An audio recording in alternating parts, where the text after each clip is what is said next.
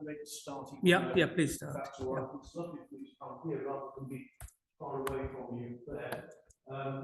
Sorry about that, but I'll probably have to be there to operate things. Palestine Trauma Centre UK supports a team of psychiatrists and social workers inside Gaza. And of course, we're in a situation now where that as a centre really doesn't exist. There's a lot of work that is going on and is done so rapidly. I think it does a few times. I regard people who work out there as a second family. That's how intense relationships become when you are working with these people. Now, what I'm going to do is something maybe a bit unusual. I'm going to talk about the language that we have that we use in psychology and see whether you think that it is indeed relevant. I mean, I think it is deeply relevant. And the overlaps into social political language are extensive, as I will show. The second thing, here we go. This, now, am I to come up here? Yeah, there's some people on Zoom can't hear or see you. So if I come up here now, I'll be able to speak to people on Zoom as well. That's really good, thank you. And I can hear the reverberations of the microphone as well, which is nice. The first slide is just an outline of the talk, and I want to say something about this. Obviously, right now, with everything happening so quickly, our first instinct is action. We shouldn't be here talking about abstract things. We should be out there doing something. And indeed, there's a 2 o'clock demonstration today in London. However, I am going to talk in abstract ways because I think that psychologically for us, because we're under a kind of stress as well if we care about this issue, it's a moment of reflection that makes us more confident about what we're doing. And so I'm putting things to you which come from psychologists in Israel as well as in the Palestine territories. It's really under the title colonial trauma, and I want to make this point very, very clearly. I'm talking all the time about something called a settler-colonial relationship, because that is what it is. And I must emphasize, this has absolutely nothing to do with being Jewish. It just so happens that there are Jewish people involved in this now. And so we must get rid of this sort of idea that anything that we discuss here now is anti-Semitic. It isn't. And, you know, it is to do with this thing which comes from colonial powers, which includes France in Algeria in particular, where we've got some interesting comparisons, with the British. And the British did many, many, many of the things that Israel is doing now. Okay, so this is not about a particular ethnic religious group. It is about a relationship between peoples. Settler colonial, hence the term colonial trauma. Now, the other terms I'm going to use relate to the Israeli side of it. The idea of the invincible victim, which looks like a contradiction, but that is the point. And I'm going to come on to that and explain what I mean. The power comes from the paradox, the two things working together, invincible and being a victim.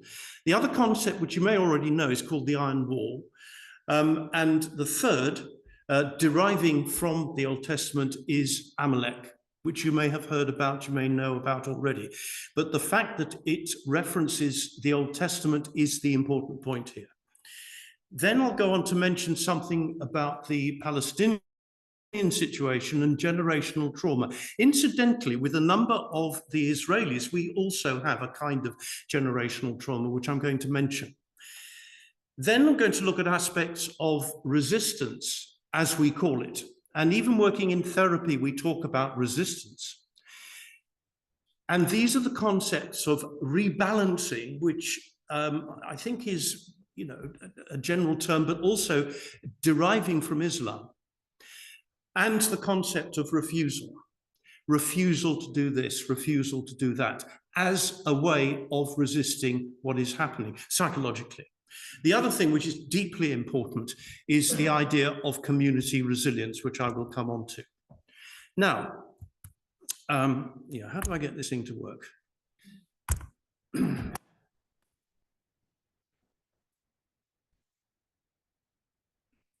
Okay. Now, the important thing to mention here on the Israeli side and is colonial education. And this is derived from Nurid Paled's study. How are we doing here? Okay. Of Israeli education. You may have come across Nurid Paled's brother, Miko Paled, the soldier who is also an activist now. Nurid is an Israeli who is what they would term anti-Zionist, but she's not anti-Israeli. She would like her society to be civilized.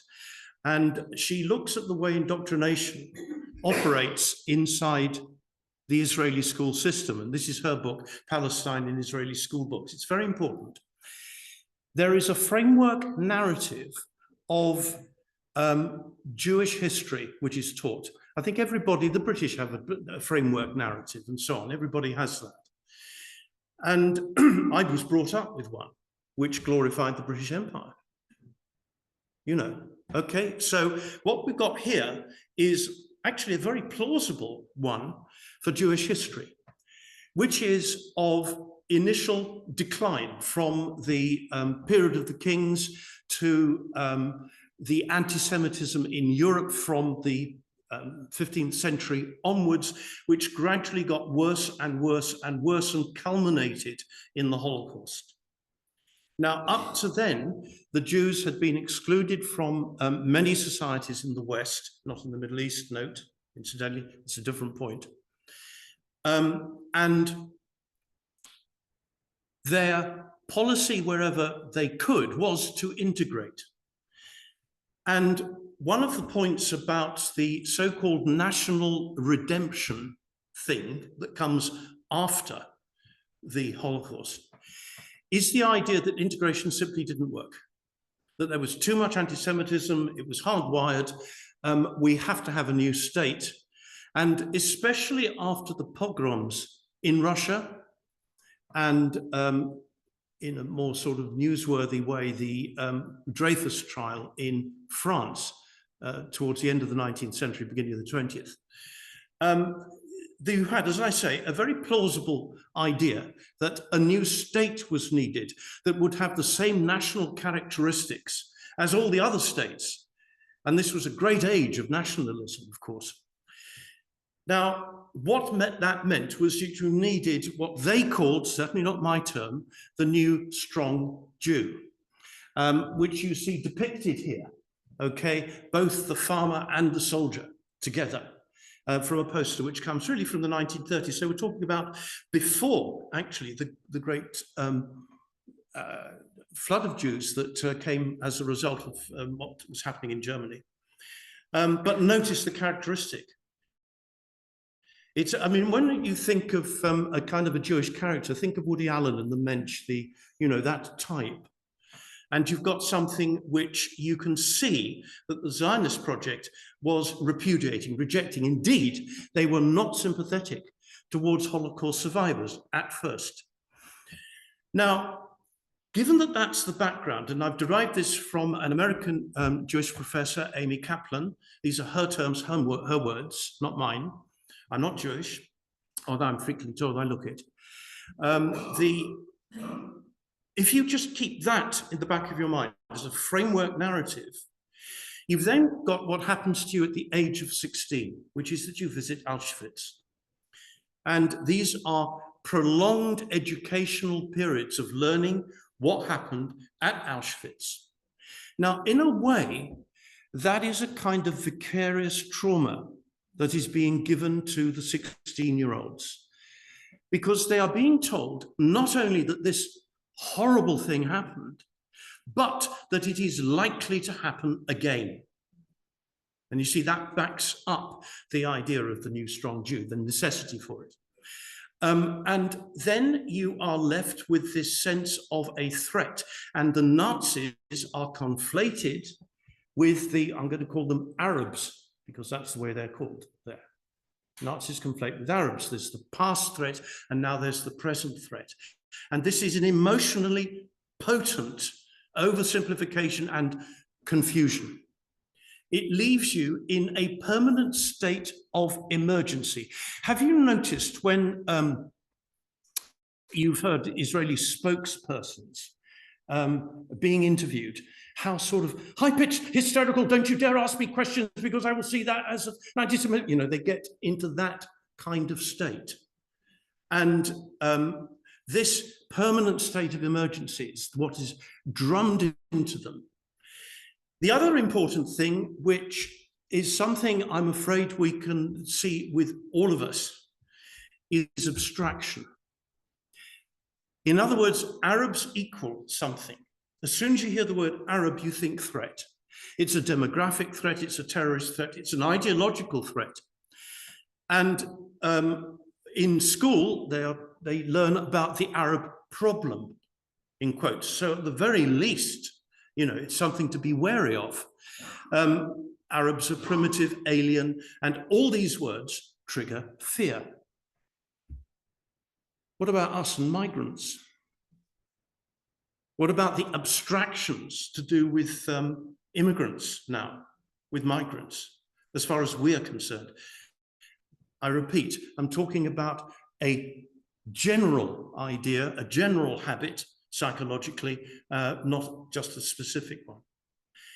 Now, the last point to back up, as it were, the state of mind that we're dealing with here is the link between Israel and the West. And this really is the clash of civilizations link, which we experience here, they definitely experience in America, which is that the West represents progress and everything in the Middle East is backward, okay?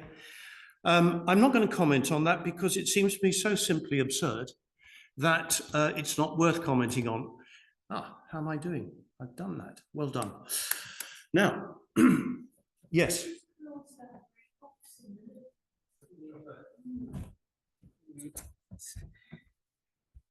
Difficult to do. Well, sorry, I'm going to mess up.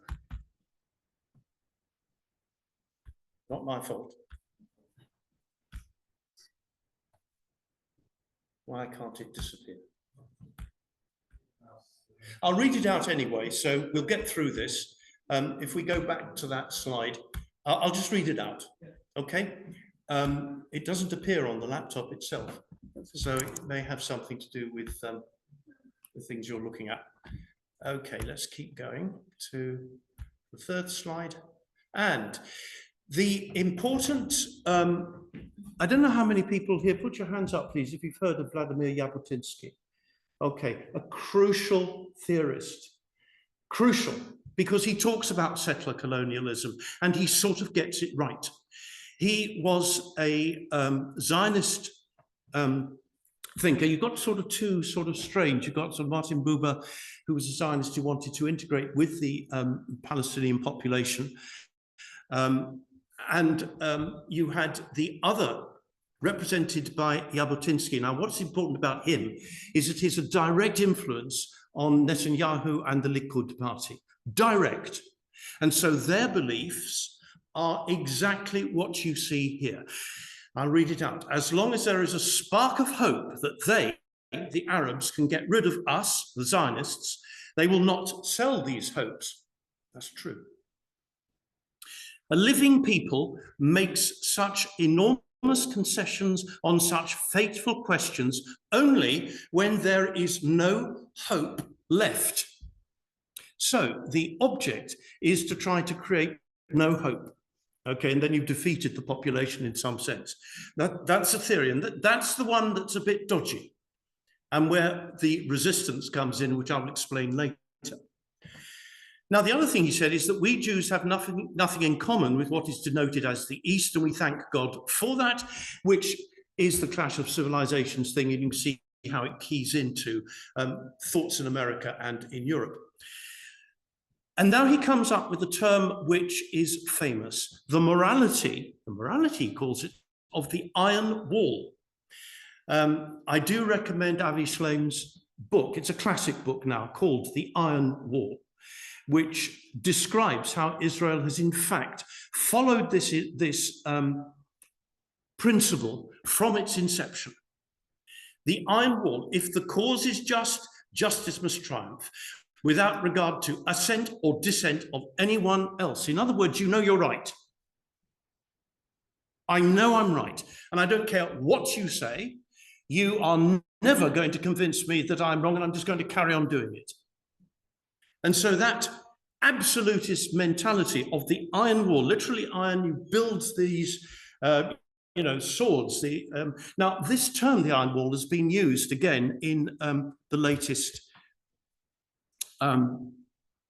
assault on Gaza. But I just want to sort of go back a little bit before that to the siege from 2007.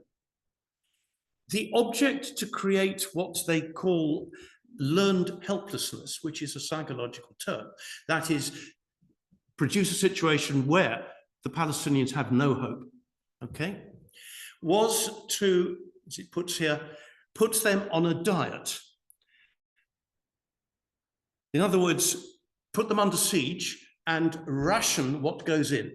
Secondly, to every now and then, it ended up being a sort of every 2 years really, to what was called mow the lawn. I'll tell you who came up with these terms later. It was an Israeli official, which was the occasional deadly, devastating assault on Gaza in order to terrify, humiliate, and subdue the population. The population. That is a quote from the Goldstone report, one of the United Nations reports. I'm going to come on to the UN later. Now, if we produce learned helplessness, we produce total submission. We destroy any capacity to resist, and we break down any sense of personal identity, because basically, if I am helpless completely, I've sold my identity to you, controlling me. And therefore, I have no community, because no identity. I don't belong to anything or anybody. I'm controlled by you. That's learned helplessness. Okay, that's Jabotinsky's aim. Now, the second aim psychologically is to destroy what they call homeostasis. Now, it is very important to remember, and there's a psychologist called Brian Barber I can tell you about, who has really proved this, which is that our natural instinct actually is to bounce back. It's the opposite of what Jabotinsky was hoping for. And this is something which is due to our necessity for an equilibrium, okay, our rebalancing, which even in extreme circumstances tends to happen in various ways. Now, if you are living with people who are wanting to destroy your hope, you're living inside an abusive relationship, and that can happen inside a family, as we know. I'm whooshing through this because I know we haven't really time to go through it in detail. We are disintegrating the personality, leading to large-scale mental collapse and fragmentation of society. Now, keep that in mind. Mental collapse and fragmentation of society, no community. Why have we got so much action right now? Protests today, protests tomorrow, protests all through the week. I know in St Albans they've got actions as well, continuous meetings. This is to counteract the fragmentation that is being imposed on us by the chaos that we're living with at the moment. The person who came up with the idea of mowing the lawn was Dof Weissglas, who was an advisor to Ariel Sharon, former Prime Minister. And what is interesting about that is the way that he is trivializing, making a joke of the process of slaughtering civilians and destroying civilian infrastructure. Jokes are quite useful if you want to do something very, very important called dissociating. Dissociating has to do with cutting off an emotional response to something. And that kind of language can do it. Now, that is 2007 to 2023. Mowing the lawn, putting on a diet, producing hopelessness. I have to tell you that inside Gaza, from my own personal experience, it failed, and I'll explain why later. What happened on the 7th of October 2023 was that after the assault on Israel, the Israeli government saw not just a need for revenge and the reassertion of power, but also an opportunity which had been written about for many years before, which was the solution to the Palestinian problem. And this goes beyond Jabotinsky. Jabotinsky said you subdue the population. Now, there is absolutely no doubt, I'm sure I don't need to convince anybody here, that the policy is genocide. Now, we need to know that because we know that we've moved on to a different level. And the quotes that came from Netanyahu to the Israeli population, and he said this in Hebrew to that population, which sees itself as part of that, process of, the new Jew that's based on the biblical edicts. He said, and quoting from the Bible, utterly destroy all that Amalek have and spare them not, but slay both man and woman, infant and suckling, ox and sheep, camel and donkey. Kill everything, kill everybody. That could be excluding them, that's getting rid of them. Egypt has prevented the exodus of people, but I don't want to go into that for the moment. It's kind of irrelevant. The point is that the struggle now is to succeed in making the population disappear, either by killing everybody or by expelling them. And so we've got these very stark binaries set up. A struggle between the children of light and the children of darkness, between humanity and the law of the jungle. These emotionally potent oversimplifications, and I don't know if you've heard that term, it's very important. They are emotionally important. We could say, liberty against tyranny, These all come from the Romantic movement of the 19th century, and they're still very potent. All this is evidence, I think, of a genocidal intent. It is an entire nation out there that is responsible, said President Herzog. And so everybody can be killed, including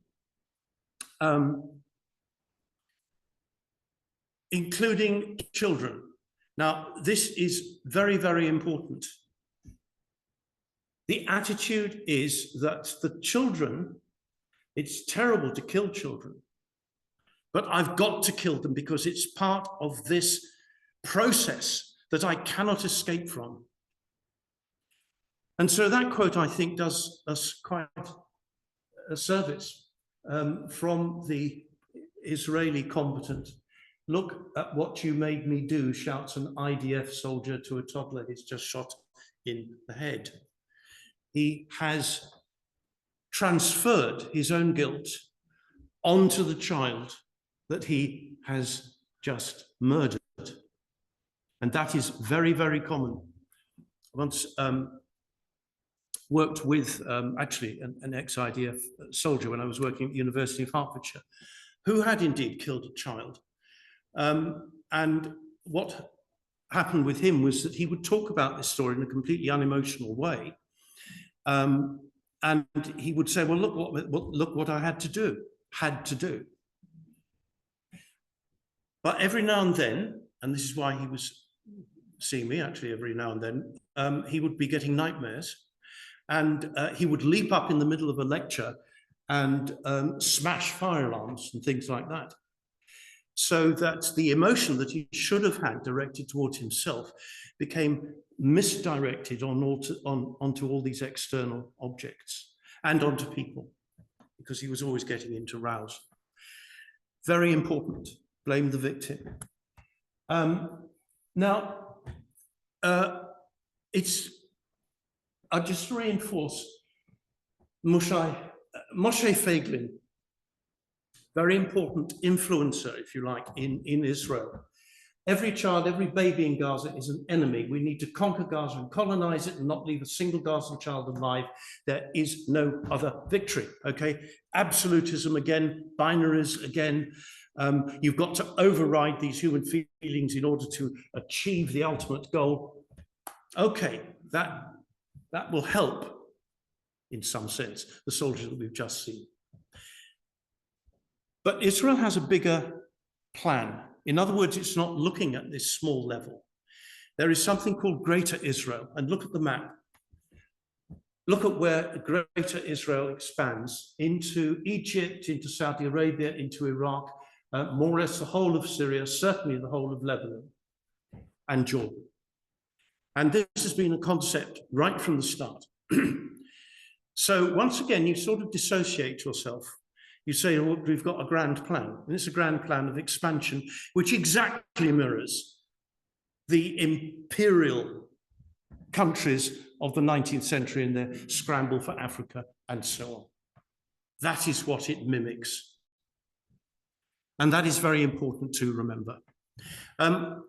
Just want to mention very quickly what we've got on Israel's leadership at the moment. The religious right are pursuing Armageddon, and they parallel the Christian fundamentalists in America, who are also barking mad, and I use that term advisedly, because they believe at the end of time and the Jews will all go to Israel and then they have to make a choice whether to worship the new Jesus that's supposed to arrive or not, otherwise they'll just go to hell. I mean, you know, it's anti-Semitic, for God's sake. You know, but that's a bunch of them there. You've also got the Likud right, who are working for a greater Israel. And this is partly the reason for the invasion of Iran at the moment, because this is seen as a source of opposition to that aim. Netanyahu, as we all know, is escalating war to stay out of jail. I don't need to say any more about that. I'm sure you know about it. Okay, let's move from that. You're going to have to tell me to shut up because I very bad time. We've done the Israeli side. I'm now going to move on to the Palestinian side of this psychological picture. What have we got at the moment? In the plan for Greater Israel, well, Hamas and Hezbollah have been degraded, very importantly. There is control of northern Gaza, but it's not secure in terms of the Israeli control of it. In fact, from Palestine Trauma Centre, we still have people working in that area, amazingly. The Syrian supply line has gone, and so the problem for Israel now is, can the economy and manpower for the armed forces for Israel be sustained for the period of time it takes to do what it wants to do, both in Gaza and elsewhere? So that is the clock ticking for Israel. The clock ticking for the Palestinians is this. Hamas and Hezbollah are still active even though they're degraded. So they haven't been completely destroyed. Indeed, Hamas have been recruiting more and more people, as you may know. There is still some resistance, even in Jabalia in northern Gaza. And Hamas has a habit of developing its own weapons. It gets ordnance that's not exploded. from the Israelis, and then it reconstitutes them to make their own weapons, and that could go on and on. The Houthis haven't given up. America has, about as far as they're concerned, but the Houthis are still there. The Ansar Allah is their time. Now, the big question for the Palestinians is, can starvation and deprivation be overcome? It's as simple as that. So those are the two clocks which are ticking. The idea of settler colonial violence and its resistance is hardly new and goes back to a classic book called The Wretched of the Earth, written by Frantz Fanon in 1961 to deal with the Algerian French situation. And he realized that, and a bit like Jabotinsky, he realized we've got an absolute situation here of there's no way that the colonialists are going to not meet resistance, okay? They're both in agreement on that. And so for the, to use Fanon's words, which are translated from the French here, are you going to be crushed, or are you, quote, going to dream of muscular prowess? That picture on the right of the boys, and I took that picture in, whenever it was, 2011, because I was taking drama games into Gaza too, and they were sort of had to do little statues of what they wanted to represent. The bandana, incidentally, is for Fatah, not Hamas, so don't worry. What you've got there is a dream of muscular prowess in the kids. And they all did that. They all did that. And to quote Frantz Fanon, his glance, that is the oppressor's glance, no longer shrivels me up nor freezes me, and his voice no longer turns me into stone. And there is a focus there on the way in which I psychologically am affected by what is happening to me. If you know Gabor Mate, you will know when he talks about trauma, he says trauma is not what happens to you, it's how you respond to it. And that is the point, and that is the thing that the Palestinians grasped years ago, I promise you, because they were telling us about it. The Islamic perspective of rebalancing comes from a book called Resistance, the Essence of Islamic Revolution by Alistair Crook. I recommend Alistair Crook to all of you. He has a website called Conflicts Forum, and he has a wonderful insight into, well, not just the Middle East. Now, resistance, if we're going to have it, is a tool to control and direct powerful feelings unleashed by oppression and humiliation. I've wondered about what my feelings have been, and I've looked into them. They're primarily anger. I don't know about you. Overwhelming anger. I have fantasies of great violence. You know, that is what is my reaction. Okay? And so you tune into that reaction. And then you think, well, what am I going to do with it? And incidentally, the anger is towards people here. It's not towards the Israelis for some reason. But, you know, I mean, the senior politicians, I could strangle all of them. And so as long as I'm aware of that, and then I think, well, how can I deal with it? The rebalancing theory is the act of refusal. And this is what the Palestinians do all the time, even if they are making garments, writing poems, even if they're doing all these non-violent things, which so many people do here. You refuse to be subservient to a future set by others. I think that's very healthy. You refuse to accept inferiority opposed on your identity. I am proud to be a Palestinian, and you get that happening again and again. There's a book, I'm trying to find it. There's a book written by a Palestinian called Perfect Victims. The perfect victim is going to be a good person, okay? Very gentle, never does anything violent, blah, blah, blah. And what Mohammed al-Kurd reminds us is, look, even if that person, Palestinian, is bad in some sense, you know, they deserve some sort of respect when you look at what they're coming from and what they're having to do. And he's written a whole book about that, which is a bit like a long harangue, but it's a harangue that we need, okay? Now, I refuse to normalize injustice. And I think that speaks for everybody here. I refuse to take force and power as dominant considerations, but instead of ethical issues and rights and justice. And this is why, and this gets forgotten about all too often, the support for the United Nations and particularly the UNRWA support group in Gaza is absolutely, the United Nations for me is the one great force we can rally around at this time for this, to give us stability and purpose and a kind of background. Now, the last one, which I think is very important and derives actually from the Warsaw Ghetto. Marek Edelman, who was the leader of the revolt, one of the leaders, said that the point of the revolt was not that it believed that it could succeed, but it was a refusal to die in silence. And I'm going to show you next that this is where we've now got to with the Palestinians. And this is what, when they get up every morning or get up whenever they get up, this is what they look to have. We shall not die on our knees comes from the Warsaw Ghetto. And what you have in 10 minutes with the Palestinians is two concepts, which I'll go through very briefly. The one is that I am dead already.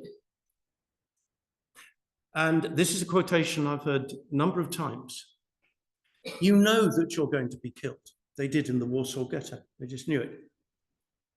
So what does that leave you with while you've got these minutes or hours or days or weeks for living? You then have a different outlook, an outlook which is to do with a struggle or a jihad with yourself on the quality of your faith. I'm not a religious person, but I wouldn't take religion away from these people for a second, because this is what empowers them once you've reached that stage. When you are therefore doing something which we do at Palestine Trauma Centre, which is called focusing, which is a kind of a CBT, you are checking not on how well I feel. Do I feel happy? Do I feel sad? No. You're dealing with how well I am doing. In other words, it is looking at agency. How well am I getting through the day and doing something that will please my God or please my value system, whatever that you want to call it. And that is the psychological shift you make once you get into this state of total hopelessness. And that is why Jabotinsky was wrong. You move on to a different level. And so what you have is, and I'm here quoting from a wonderful doctor called Dr. Samuel Jabber, whom I have the privilege of knowing. And she separates the Western perspective psychologically from the anti-colonial perspective, and you can see it there, I think. In the West, our emotions are individual and personal, whereas in the anti-colonial and the Palestinian one, they are political and collective. We are part of a group. This is why I say for everybody here, I feel a stability and sense of community when I refer to the United Nations. When I look at the principles of the Declaration of Human Rights. And this is the collective, as it were, psychological stabilizing force, for me anyway. In the West, we have emotions which are pathologized and controlled. And you'll see it in schools actually quite a lot, you know, ADHD. And I came across something called oppositional defiance disorder the other day. I don't know if you've heard of it. which is pretty good because I've got that. But you can see it's a pathologizing of something which shouldn't be pathologized. And there's a lot of that in the West. With the anti-colonial perspective, it's to do with empowerment and it's action orientated. I've got to do something. This is why there's so much activity now, which I was referring to earlier. It's strange, isn't it? We have such kinship, us activists, if you want to call us that, with the Palestinians, okay? As we would have done with the Jews in the Warsaw Ghetto, incidentally, of course. And the emotions are decontextualized and apolitical. How many times have people, venues been intimidated because they say, oh no, this is too political, you can't speak about this here, okay? And we're full of that in this country, whereas emotions are always contextualized, always saying, I am feeling this because of what is happening out there, okay? And therefore, you've got a relational attitude towards your psychological thingamajig or your trauma, okay? Now, this is very important. It's called the pulse of the street by the Palestinians. The Palestinian community is one individual and one mood. And so if I quickly come on, you'll just have to tell me to stop, okay? To narrow everything down to Palestine Trauma Centre and what we're doing. We try on the ground now to maintain resilience in wherever we can find a group, particularly of children. And when I say we, of course, I'm not doing any of this. They're doing that out there. I'm sorry, that's just, I feel so close to them and I'm messaging them and they're messaging me every day. So I have to say we. So forgive me for that. Right. What do you do to maintain resilience, to show that Jabotinsky was absolutely incorrect in the second part of what he said? First, rebuild immediately. You get out into the streets and you sweep away. There's so much cement dust, you see, and you collect together, you know, the bits of rubble, so you've got pathways through the rubble. You immediately find places which can be semi-rebuilt, okay, instantly. This is the moment that it's happening. You just don't sit there quivering or like that, you do it. You have faith, but you don't have hope, and they distinguish between the two, which is really interesting. But it goes back to what I was saying. Psychologically, you're saying, right, I've got to keep check on myself and how I feel, react, and behave. That's not hope in the sense of I'm just sitting back and waiting for something nice to happen. That is, I'm just going to make things happen. That is faith. You discover the best version of yourself. We all need to do that. We all need to help others. There was somebody who was a young medic, very young, I think, 18 or 19, who wrote or sent a message to his mother to say, I'm going out to help victims because that is what I feel I must do. I'm sorry, I know I'm going to get killed. And he was. And so he recorded his last message to his mother. Okay, I'm sorry, I just have to do this. The first instinct is to help others, as I think yours probably is. The fact that you've got an interest in coming here shows that you've got that. You have to create spaces for defiance, song, dance. One of our psychologists, I haven't got him here, Jabba, is constantly using music to get the kids in and to dance, to do the dabka and so on, even while the bombs are falling. The other is to outlast the enemy, and this is the point. The second point, which I didn't really explain, which is called the long breath. Remember the clock's ticking, okay? The Israeli clock and what they're waiting for, and the Palestinian clock. They think they've got the long breath, and that Israel has lots of short breaths. That may be a good way of looking at it. My long breath will outlast you. And this is the belief they take with them. Coming on to Western blah, blah, blah, blah theory, Lazarus stress theory, the two-way process, external stressor, okay, counteract shock. The building gets demolished, okay? Big building. Families are trapped there.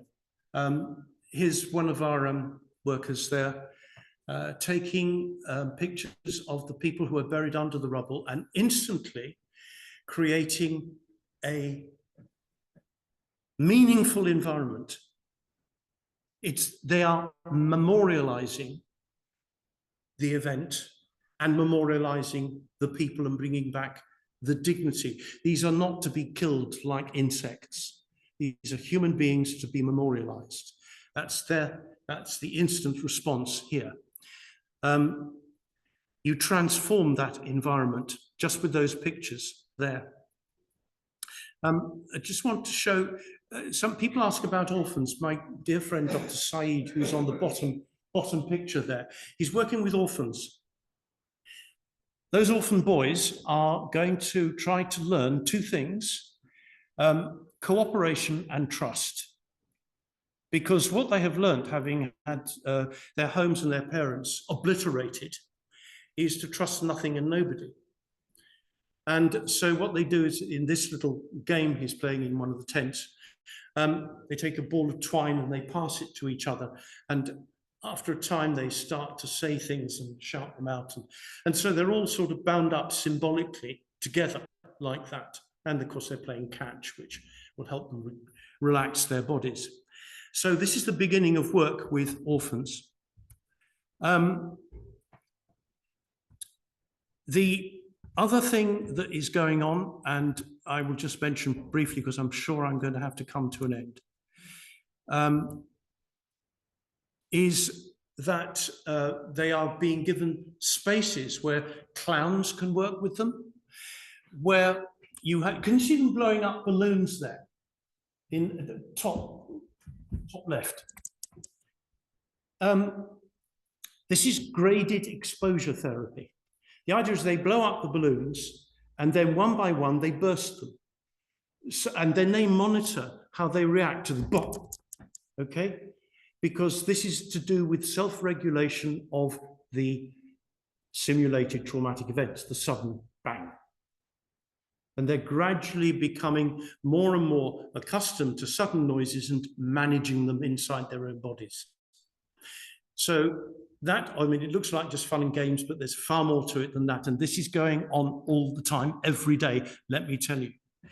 At least we're doing something to give these kids the tools to cope with their trauma, to do what Gabor Mate would approve of, which is to give them the resources to cope with whatever the external throws at them.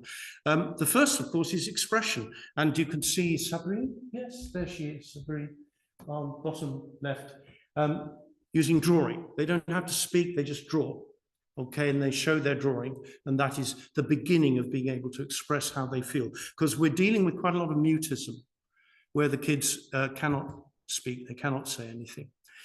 Now, if I could just move on to, I don't want to diminish what is happening. We've got starvation, we've got freezing, we've got displacement repeated. Now, that repeated displacement is psychologically understandable. Send the population up there, send them back down there. So you create this uncertainty, that you create this confusion, you create this fragmentation, okay? So what do you do? Well, wherever we go, we form little groups. Let me just show you there. Little squares. Just put all the, this one I quite don't like this setup. I was really all sitting in a square. But the idea is that just as a temporary measure, create a community. Now I'm going to race on because 2 minutes. I want to say something, not about what's going to happen next. You may want to discuss that in questions. But I want to say something about the United Nations. Is that we've got this gathering.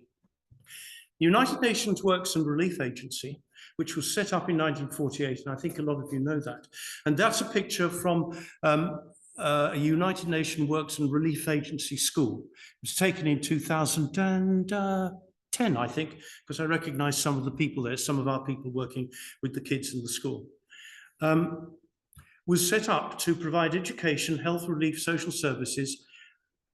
And let me tell you that in that time, generations have grown up, which we are now finding are writing books like these. writing the wonderful poetry that we have seen, being the brilliant and wonderful commentators on what is going on in Gaza, being the journalists in Gaza that are being slaughtered. UNRWA has educated them. That is where their terrific skills come from. It's a highly educated population. It is the deliverer of aid, 400 aid distribution points, which could be used and are not being deliberately sidelined. We've got to stick up for the United Nations. They've got to be made to do more and to have the guts to sort of assert whatever authority they have. But UNRWA is the great positive force in Gaza. Let me tell you, and I've been into some of the schools there. And it's very important to remember that UNRWA's services are directly delivered by thousands of personnel, the majority of whom are themselves Palestinian refugees, the majority. And I think that's where, in fact, my 2 minutes are up. I'm just going to leave it, although I'll go back onto various other things, because this brings everything together.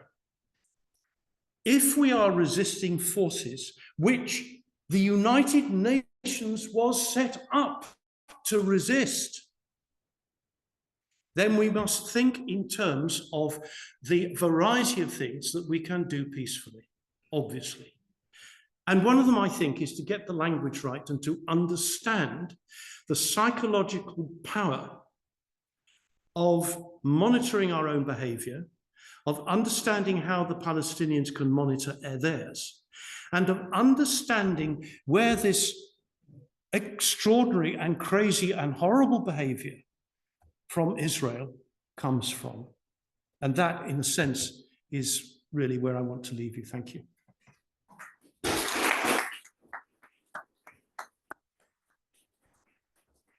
What a powerful talk. I didn't really want you to stop, but we'll have Q&A now. Questions, anybody? Is a speaker going around?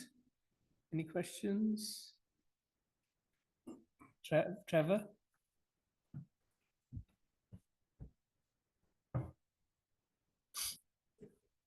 I wonder whether you could extend your analysis a bit wider to the resolution of conflict all over the world, because there are minorities all over the world being disadvantaged at this time and history. And we all have memories of the past that leads to feel repressed and can lead to further outbreaks of violence. We see that within Great Britain, can't you? The Welsh, the Irish, and the Scots have all been persecuted by the English. Very recently, the psychology of that is clearly on both sides what you're pointing to. But how would we moderate that? Is there some way of... Yes. Memory? Could you repeat the question for the Zoomers? Okay. If I've got your question right, if I can just repeat it, you're saying that there are many minorities who are oppressed around the world, who probably need this sense of, shall I say, national identity to help them? And is there a way in which we can facilitate that? Is that what you were saying? And at the same time, live in peace with each other. And live in peace with each other. And I think you've set up an interesting problem, which is, can you have a national identity and live in peace with everybody else? My answer to that is unequivocally yes. I feel very English, very British, and wish no other group of people any harm whatsoever. I'm sure I speak for everybody here, with their own collection of identities.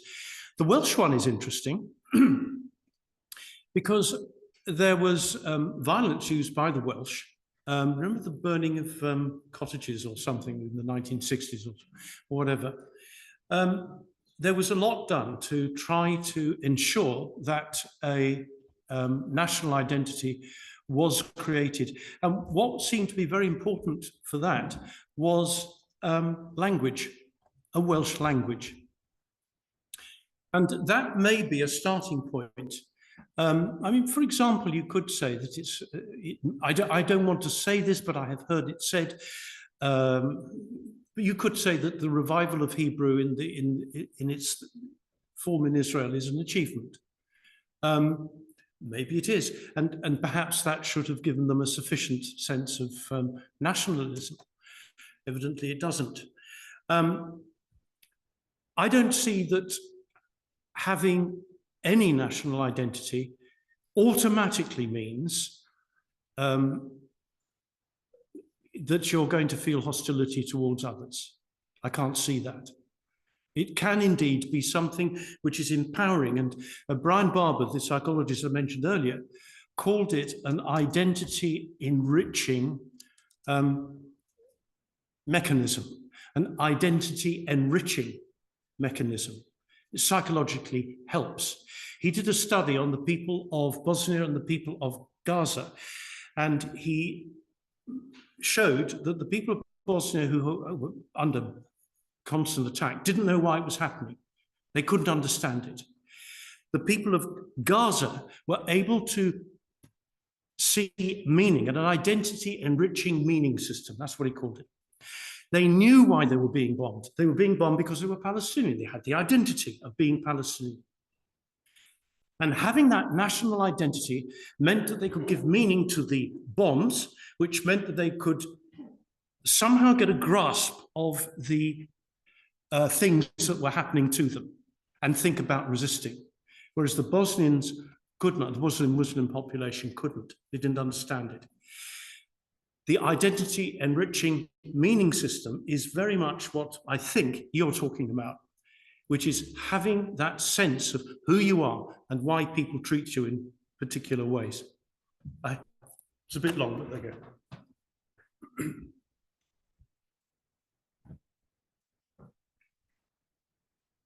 First comments, I don't know if it's widely known that Benjamin Netanyahu's father, Ben Zion, was the patron then was Malik House, as he was actually Yeltsin's secretary and close friend. So Netanyahu has actually absorbed this ideology, which actually I call the government fascism, from the earliest times. That leads to a more deeper kind of, I mean, the human brain is a physical object, and pathways that lead down to development, and this conditioning takes place and then reinforce early adulthood. And how do you decondition? How do you approach trying to decondition the population which has been exposed in this way? I mean, how do you do it? In some respects, unfortunately, it's actually easy to kill somebody and to change their mind. How do you do it? It's a real problem. I think it remains. Oh, what the question repeated is how do you deal with a population that has been indoctrinated and has these genocidal views somehow embedded in them? How do you cope with them or decondition them? The simple answer is I don't know. Just look at you see what happens with Germany. Germany is very odd because its attitude towards the Holocaust seems to me an example of the problem that you are addressing. And I'm not sure that them sort of trying to buy into the view of Israel as their means of atoning for the Holocaust is the correct way to overcome their problem, the one that you have just described. The nearest oddly enough, I suppose one can come to it, is the truth and reconciliation work that was done in South Africa. And we haven't time to go into that, but I think it's a very good subject for the United Nations groups to look into the strengths and weaknesses of that process and the things that we can learn from it. I think that's possibly the route.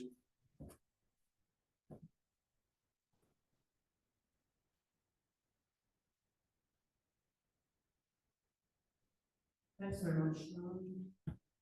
I think my question is, I've been a leader in the United Nations for many, many years, and the rule of international law. And I think part of my distress about Gaza is the sort of putting away of the mask and the whole facade, which is where international law only applies to people that aren't like us. And if they're like us, then we can just ignore the dreadful things that they're doing. And I'm just wondering now whether the United Nations needs to evolve into something more or something different, where it can actually provide what it should be providing, and what it has for many, but what it should be providing for everyone. And move away from this inability to act in the face of Israel, where it would have acted many, many, many, many months ago in the face of any other country in the world. So should the United Nations be reformed or changed in order to cope with what is happening now, which is an assault on its own values? Get rid of the Security Council? Oh, certainly the veto. I don't know how that can happen. The United Nations, I'm sorry, has been weak. And there's a wonderful commentator on that called Craig Mochiba. Have you come across him? Craig Mochiba. Superb. Look him up. And he resigned because he was astounded by the weakness of the United Nations. Why not expel Israel from the United Nations? Because it is defying not only has it defied resolutions for donkey's years, it is going against, it has killed 310 UN operatives inside Gaza, for God's sake. So it already has the power to do something. And in fact, sanctions, I would have thought, is absolutely necessary. I mean, thank goodness we've got the ICJ. The ICC, surprisingly, has done a few good things which empower us, actually. So I'm afraid that's all I've got to say. I can't talk about reforming the United Nations otherwise. Maybe I just want to add that there are a lot of things happening to reform, transform the UN, and maybe even write a new charter. So there's a lot of activity happening at the civil society level. But the powers are with the P5 and those groups.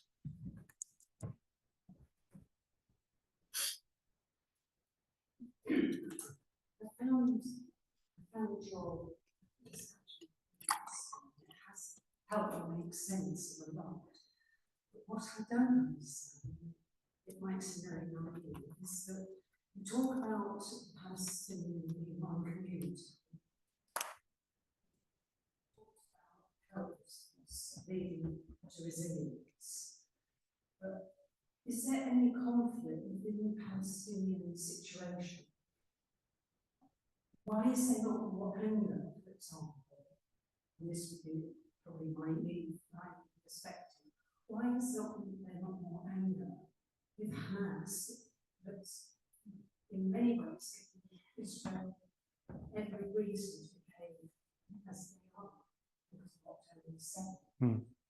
And we see that in Israel there are a lot of people now opposing. But we never hear about the Palestinians having any conflict. Okay, so how unified is the Palestinian community, and why is there so little anger against Hamas? You assert. I could talk about Hamas a hell of a lot, and I've left it out because it's so big. I've met members of Hamas, had dealings with them. I know quite a lot about them. Let's do the first point. no, the Palestinian community isn't completely unified. They generally loathe and despise Mahmoud Abbas because he's seen as a traitor, which he is. They are, in some sense, quite not tribal. I don't like using that word, but there's a sense of that Fatah versus Hamas thing there. You can come across people arguing greatly there.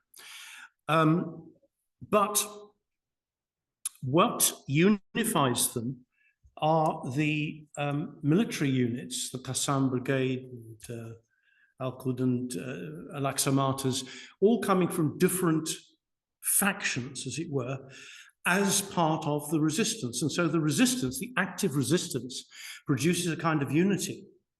People admired them after the 2014 invasion. So you've actually got, through resistance, a kind of unity achieved. Okay? There has been a fluctuating attitude towards Hamas. There was a poll taken which came out in March of 2024, which showed a very, very favorable response to Hamas. And I tell you, this is largely due to the fact that they had been oppressed for so long and were so desperate and so angry that they felt, well, this has bloody well got to happen, you know, October the 7th. I think that was what largely lay behind it. They get annoyed with Hamas with their Islamic conservatism. And that is oppressive at times. And it can be brutal. They can be brutal. They took 2 of our operatives on one occasion and basically beat them up in a cell. And it was a nightmare, bloody negotiating to get them out. At other times, I mean, when I took my stuff there and I met officials, I found them very civilized and very pleasant. There's a very mixed set of feelings. Do remember about Hamas, they have actually said that they are prepared to give up power. I mean, they won't give up arms, I know that. But there is a lie going out which has said that they are controlling everything. They're not controlling everything, not really. But I'd say that the attitude towards Hamas is ambivalent. It's just that they can be resented on many levels for many things, but at the same time, they are seen as part of the resistance and are therefore important. One more question.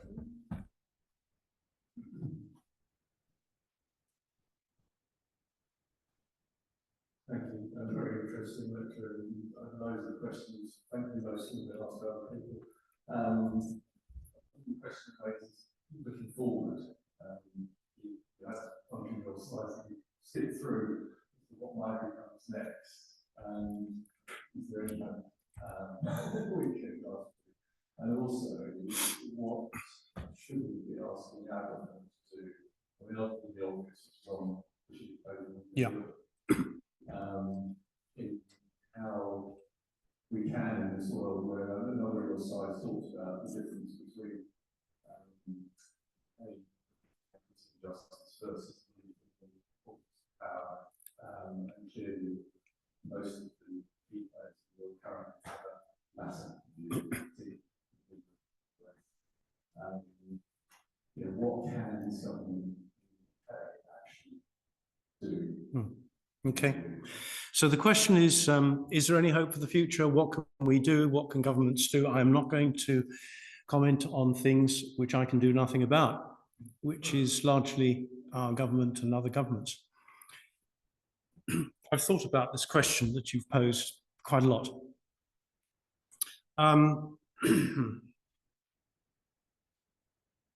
I don't think in terms of hope, coming back to what was demonstrated earlier, I can only think of how do I cope with my own feelings about this and to turn them into some kind of activity.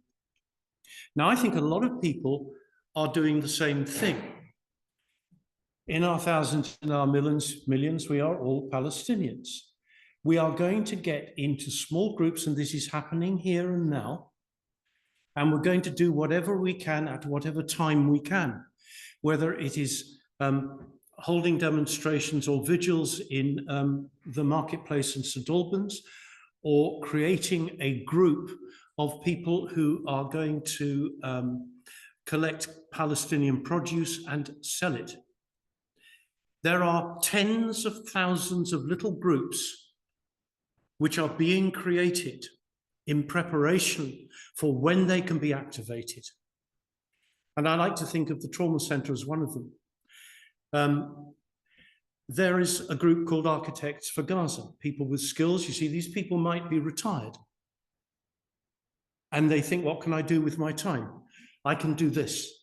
I can work with Palestinians to, if we're given a chance, rebuild Gaza in some sense. I mean, nobody knows whether there will be a chance of that. There is something called there are a number of legal groups. This is where we come back to the United Nations. There is the Hind Rajab Foundation at the moment, which is prosecuting who? Somebody remind me. But they're starting to prosecute Israeli soldiers because there's so much evidence of them committing atrocities, and politicians. I think that David Cameron, within the next 5 to 10 years, is going to be in court. Prepare for these things. Join these little groups when you know you've got a skill set to contribute to them. And I think that that is the only way forward for all of us. And when we can not only control them, join these groups, but also network with them so that we are not alone. It is hugely important. They always say, never be in an action on your own. That's true. Be in a group and network with other groups. And a lot of us are doing that. I mean, Stop the War and PSC are obviously working together for the national demonstrations. And I think they've been very effective. I'm not going to hear a word against them.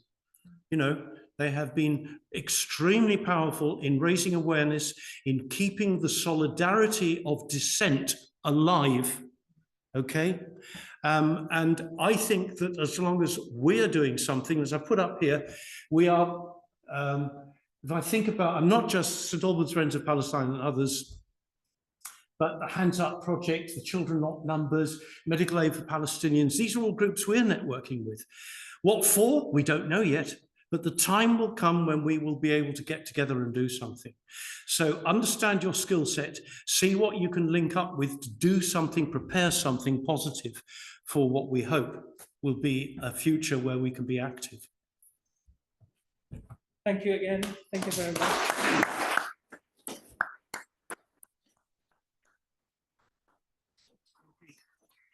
With a few minutes, please help yourself with tea and coffee next door. Otherwise, thank you for coming. Thank you. Thank you. Thank you. Thanks a lot. It was a great talk. Thank you. I mean, your perspective is so unusual. Is it? Well, like the psychological perspective.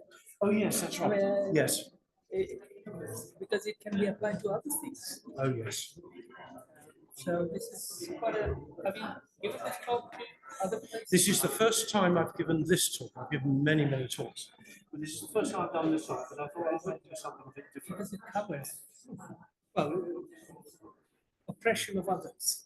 Yes, it is. And resistance of that Yes, and it oppression. can be brought to a little group in a husband and wife fighting, for example. Yeah. So, So, there we Can I go. just ask a follow-up question? You mentioned praying for somebody. Mokiba. Mokiba, yeah, he resigned, didn't he? He did. He did resign. He's wonderful. He's a youngish guy, isn't he? And he has set up something called the Palestine Tribunal. MOGH, something. Craig, MOGH. GHIBER. Yeah.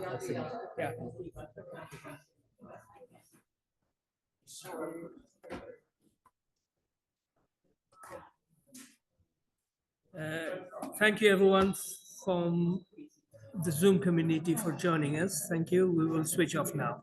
Thanks.